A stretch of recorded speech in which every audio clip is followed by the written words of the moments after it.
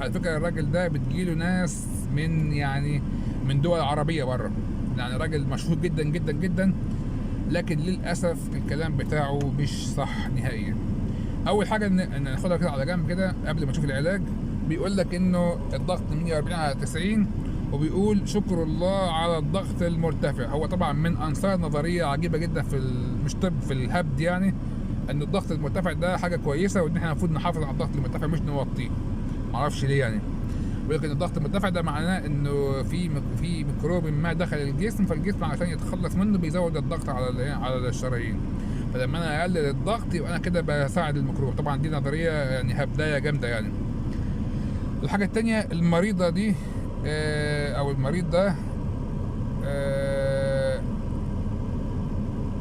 كاتب ان هو التشخيص بتاعه CRF، يعني كرونيك رينال فيلير، يعني فشل كلوي مزمن ولم تغسل.